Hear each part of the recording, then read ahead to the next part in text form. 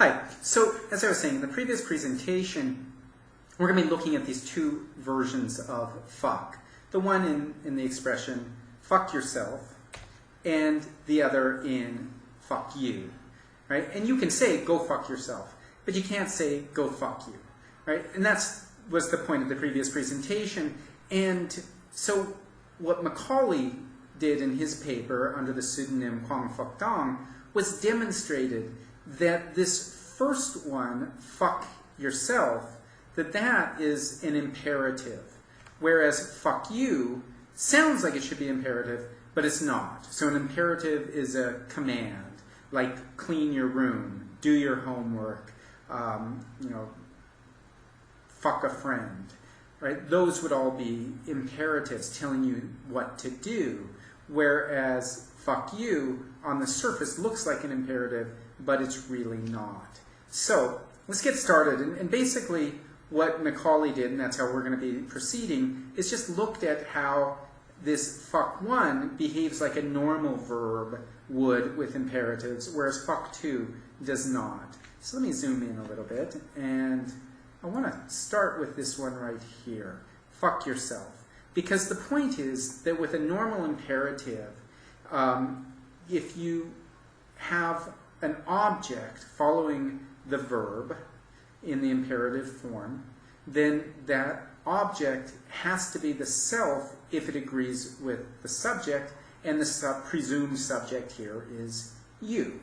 So you can say things like clean your room, clean the house, clean the garage, clean your car, but as soon as you start turning it on yourself, then it's going to have to be clean yourself, not clean you, right? So fuck yourself. Good enough. Now, if we go over to the other side and look at fuck two, we of course get fuck you, which does not have that reflexive, that self after it, which is a little weird, right? That's a little surprising if it were an imperative, right? Because as I just said, if you turn an imperative on yourself, then you have to have the reflexive. So clean yourself, look at yourself. All right, the next one that we're going to look at is you fuck yourself. Now, this might sound a little bit weird at first, but the idea is that you can make that covert subject, you, that you find in any imperative, and make it overt when you want to emphasize it, right? Like you can tell, if you really want to emphasize that you want somebody to do something, you can say, you, clean your room, and you, fuck yourself. You might be able to imagine a situation. I think the best situation I can imagine for that is if somebody has just told you, fuck yourself, and you say, you fuck yourself, right? So now you're going to emphasize it. So it's not enough just to say, fuck yourself. You're going to say, you fuck yourself, all right? That sounds okay, right? And I want you to keep that in mind, that what we're mostly interested in is whether the ones on the left sound better than the ones on the right. All right, so now, let's look at this one. You, fuck you. Right? So somebody's just told you, fuck you, and you want to respond, no, you fuck you. Well, that just sounds weird, right? That doesn't sound right. It doesn't work. Right? Somebody says, fuck yourself, and you can say, you fuck yourself. That sounds okay. But fuck you fuck you. That sounds a little weird. Right? You could emphasize it the other way. You could say, fuck you. That would sound okay, but trying to emphasize it by adding that you to the beginning, that just sounds weird. All right? And as we've already seen, go works really well with fuck yourself. Go fuck yourself. Go clean your room. Go wash the car. Right? Any imperative should be able to get a go in front of it, and what we find is as soon as we start trying it with fuck you, go fuck you, sounds terrible. And we can also do some reportage here. So imagine that it's Abigail who said to me, fuck yourself. Then I can report that and say, Abigail told me to fuck myself. Sounds pretty good, right? But how about Abigail had originally said, fuck you, Randy. and now I want to report that, and I say, Abigail told me to fuck me. Well, that just sounds weird, right? That doesn't sound like English. And another way of reporting, Grant said to fuck yourself. Sounds pretty good. Grant said to fuck you. That sounds weird, right? So imagine Grant said, you know, God, I really hate that person. Fuck him. And then you say later, you know, Grant said to fuck you, right? That does not work. All right, so now, how about if you realize, you know, you said something to somebody, you know, fuck yourself, and then you realize that, you know, what you were mad at, you know, the person hadn't really done. So you were mad at them about something, you said, fuck yourself, and now you realize that you shouldn't have been mad at them because they didn't really do what you thought they did, and you say, oh, I'm sorry, don't fuck yourself. Right? It sounds a little weird, but you can kind of imagine it. It certainly sounds better than what you're about to see, which is, don't fuck you. Right? So I've just told somebody, fuck you, and now I feel bad about it, and I say, oh, I'm sorry, don't fuck you. That just sounds weird, right? Please should be able to be added to any imperative. Please clean your room. Please fuck yourself. Might sound a little surprisingly polite, but I suppose you can imagine a situation. But you certainly can't imagine a situation where you would say, please fuck you. Please fuck you. It just sounds weird, right? It's not just the politeness that sounds weird. It's just weird. How about fuck yourself, won't you? Yeah, that's when I have a hard time imagining a context for it. But, you know, I suppose you could probably figure one out. Certainly with other imperatives, it works perfectly fine. You can say, clean yourself, won't you? And so I don't see any reason you couldn't say, fuck yourself, won't you? But no matter how hard I try to find a context for it, it just doesn't make any sense to say, fuck you, won't you? Then there's these, what are called quasi-imperatives, and there's two types. There's fuck yourself and, you know, do X and I'll do something. So these are quasi-imperatives. And the idea is that if you do this, I'll do this. So fuck yourself and I'll give you $1. All right? Or another one is more of the opposite. If you do this, I'll do this, is more of a threat, right? Or if you don't do this, I'll do this. So this is the sort of the negation, sort of quasi-conditional. So fuck yourself or I'll tell your mother. In other words, if you don't fuck yourself, I'll tell your mother. Whereas in the first one, if you fuck yourself, I'll give you $1. Okay, so hopefully you're on board and you get how that works. Well, the point is that it just does not work at all with fuck you. Fuck you and I'll give you $1. What? Fuck you or I'll tell your mother. This just doesn't make any sense, right? Okay, now we're going to move over to the next column. Go away and fuck yourself. The idea here is that you can give two commands at the same time, right? Like clean your room and put your clothes in the laundry, right? Go away and fuck yourself. I think that actually sounds pretty good. But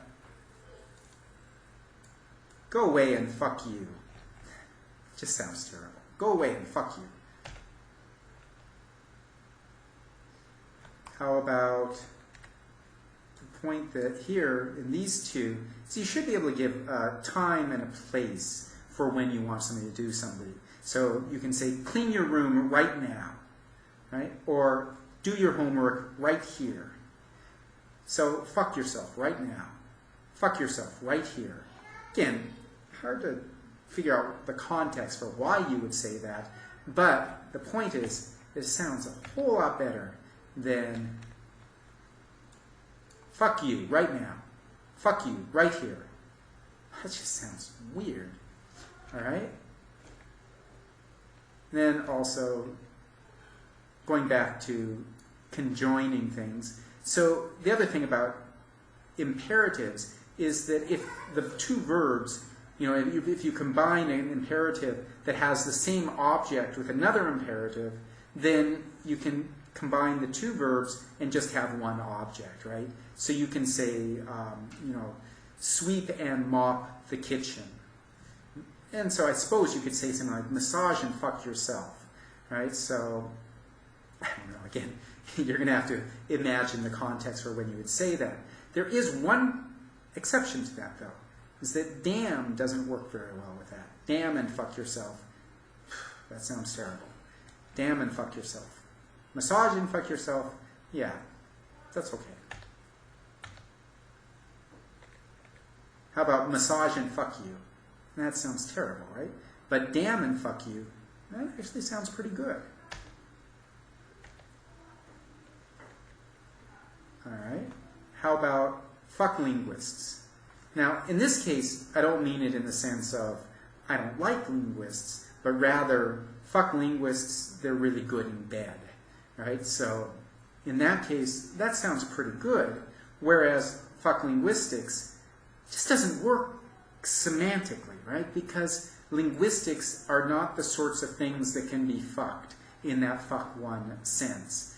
So this one is ungrammatical, not so much for syntactic reasons as it is for semantic reasons. That it's just not the type of object that a verb like this takes. This verb needs something, with the right kind of anatomy in order to make sense of it. Now, let's look at the other side.